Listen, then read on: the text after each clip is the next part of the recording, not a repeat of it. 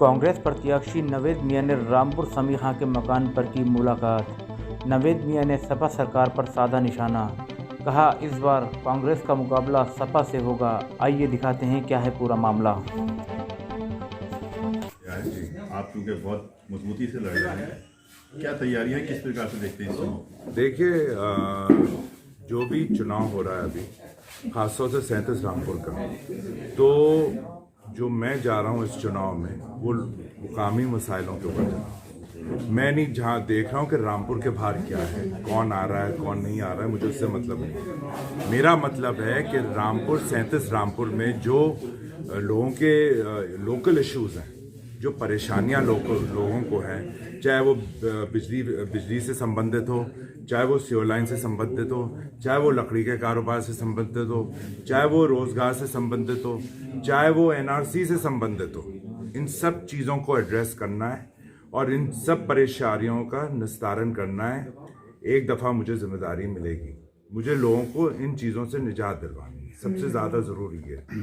उसमें सबसे जो प्राथमिकता है, जो अहम चीज़ है, वो है ये अंडरग्राउंड बिजली की लाइन। और इसमें जो मीटर्स में जिस तरीके से अधिकारी आके अपनी मनमानी उसमें रीडिंग लेते हैं और अपनी मनमानी कैलकुलेशंस करते हैं, किसी को नहीं मालूम कि एक्चुअली यूजेज पावर का कितना हुआ।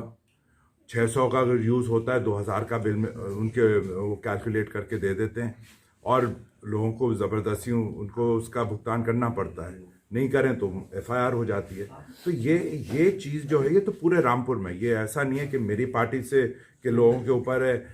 जिस आज़म ने ये सब मुसल्लत किया लोगों के ऊपर, उसके अपने पार्टी के लोग इस चीज़ से परेशान हैं, ये आप किसी से भी पूछें। दूसरी बात, जो सीवर लाइन का इशू है, आप जानते हैं रामपुर ऊपर नीचे है, वो कोई एक लेवल में नहीं है।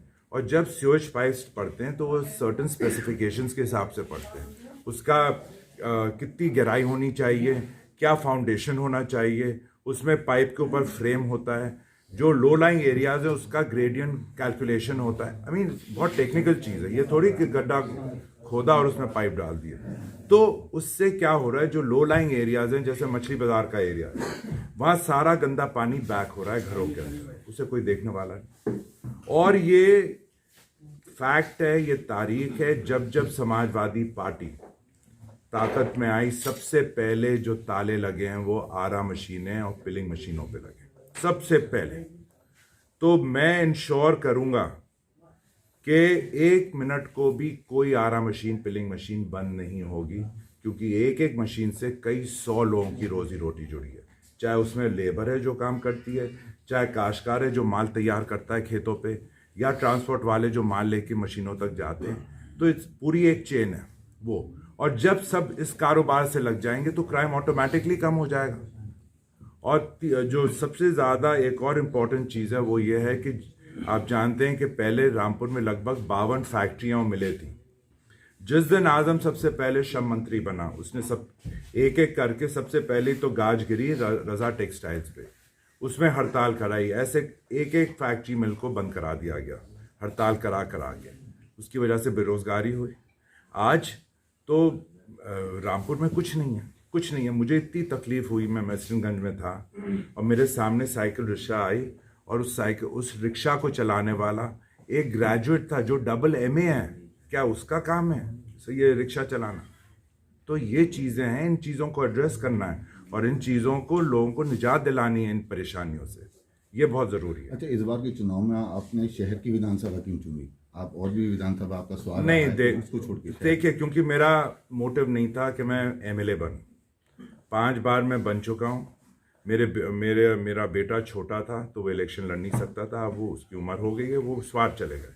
लेकिन रामपुर में क्या स्टेटस को रहता, 45 साल से जो स्टेटस को है, इतने लोग चुनाव लड़े, कोई निज़ाम बदल पाया है? कोई बदलाव नहीं ला पाया।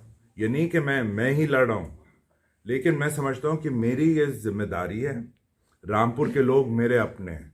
आजम तो बिजनौर का, तंजीम हरदोई की है, रामपुर के रहने वाले थोड़ी हैं। इनके दिलों में कभी हमदर्दी नहीं होगी रामपुर के लोगों की। तो मेरी जिम्मेदारी थी कि मैं एक चांस दूं।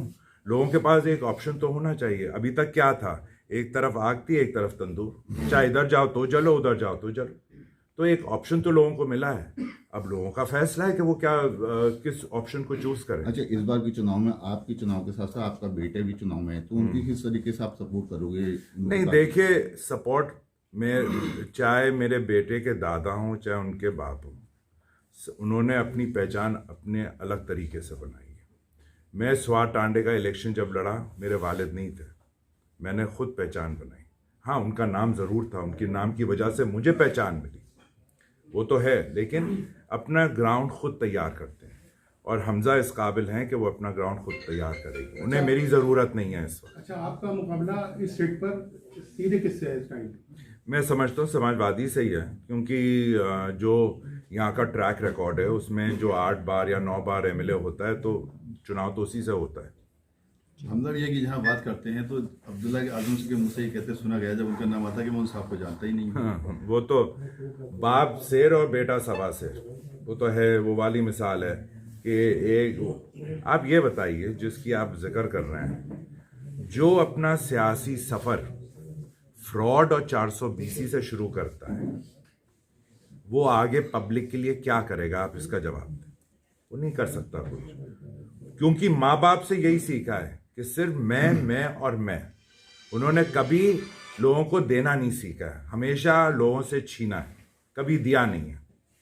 तो उसके कहने ना कहने से कोई असर नहीं पड़ता। सर, कुछ दिन पहले उनका एक बयान और वायरल हुआ था कि इलेक्शन से निपट जाए, उस बाद आपकी जो प्रॉपर्टी का जो विवाद चला है उसको भी हम लेकर टेक ओवर करेंगे, उसके लिए मूवमेंट चलाएंगे। पहले तो जेल से निपट जाएं, उसके बाद देखेंगे वो क्या करेंगे। अच्छा, इस बार के चुनाव में भी उन्होंने अपना नामांकन करा है, क्या इसको भी आप आपत्ति उठाएंगे? स्क्रूटनी में तो हम चेक करेंगे क्या नामांकन है। आई मीन मैं शहर में मैं चेक करूंगा, जो मैं जहाँ से लड़ रहा हूँ कैंडिडेट का क्या है, जो स्वार में है वो मेरे बेटे चेक करेंगे। स्क्रूटनी तो इसी के लिए होती है, और अगर इसमें कोई गैर कानूनी चीज़ है या उसमें कोई अनकॉन्स्टिट्यूशनल उसमें एलिमेंट है तो उसको हम हाईलाइट करेंगे। चुनाव आयोग उसका संज्ञान लेगा और उस पर अकॉर्डिंगली उस पर आदेश करेगा। अच्छा, पुराने साथी नूर महल के जो थे वो दोबारा आपके साथ आ गए, इसमें क्या कहना चाहते हैं आप उनके लिए? खैर, पुराने साथी दिल से तो कभी दूर हुए ही नहीं थे, सियासी तौर से दूर हो गए थे, लेकिन दिल से कभी दूर नहीं हुए थे। तो जब दिल में है तो जगह तो हमेशा रहेगी। Thank you.